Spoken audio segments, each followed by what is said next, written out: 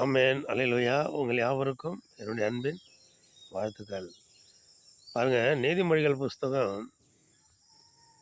26, 23 நேச அனலை காண்பிக்கிற உதடுகளோடு கூடிய தீய நெஞ்சம் வெள்ளி பூச்சி பூசிய ஓட்டை போல் இருக்கும். பாருங்க, நேச அனலை காண்பிக்கிற உதடுகள். பாருங்க, நம்மள்ட்ட ரொம்ப அன்பாக இருக்கிற மாதிரி எப்படி ஒரு அடுப்பு ஓரமாக ஒரு அனல் ஓரமாக நம்ம உட்காந்துருக்கும்போது சுடுதோ, ஒரு குளிருகிற நேரத்தில் கூட நமக்கு பனி நாட்களில் கூட ஒரு அனல் ஒரு சூடு இருந்துச்சுன்னா நமக்கு இதமாக இருக்கும். அதுபோல் இருதயத்தில் பொல்லாப்பு இருக்கும். நம்மளை எப்போ கவிழ்க்கலான்னு பார்ப்பாங்க. நம்ம நல்லா இருக்கிறது பிடிக்காது, நம்ம வளர்ச்சி பிடிக்காது, நம்மளுடைய செயல்பாடு அவங்களுக்கு பிடிக்காது. ஏன்னா நல்லா இருந்தால் அவங்களுக்கு பிடிக்காது. அவங்களுடைய நேச அனல் எப்படி இருக்குன்னா, நம்மள்ட்ட அன்பாக இருக்கிற மாதிரி அந்த நேசம் ஒரு குளிர் நாளில் ஒரு பனி நாளில் நமக்கு அப்படியே அந்த சூடு கொடுத்தா எப்படி இருக்கும், ஒரு குளிர் காய்வோம்ல, அது எப்படி இருக்கும், ஒரு இதமாக இருக்கும் நமக்கு. அதே போல் அவங்களுடைய பேச்சு அப்படி இருக்கும்.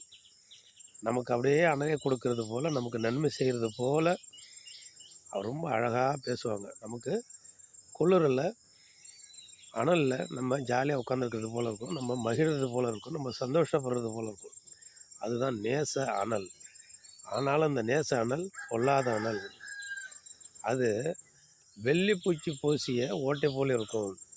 வெள்ளி என்ன பண்ணுவாங்க, வெறும் ஓடு, ஒன்றுமே இல்லாத ஒரு மண் ஓட்டு மேலே அல்லது ஒரு சின்ன ஒரு ஒன்றுமில்லாத ஒரு ஈயத்து மேலேயோ அல்லது ஒரு இரும்பு மேலேயோ எதுலையாவது அந்த வெள்ளி பூச்சை மேலே பூச்சிட்டா பல பல மின்னும்.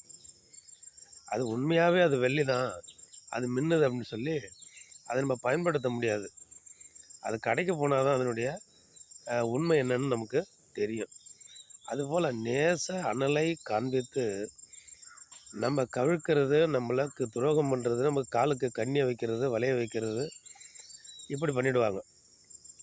ஆதலால் நேச அனலை காண்பித்து நம்மை பாதாள வலையில் சாத்தானுடைய வலையில் சிக்க வைத்து நம்மளை சின்னாபின்னமாக்குவதற்கு முன்பாக நம்ம அதிலிருந்து விடுபட நம்ம ஆண்டவருடைய ஞானம் தேவை.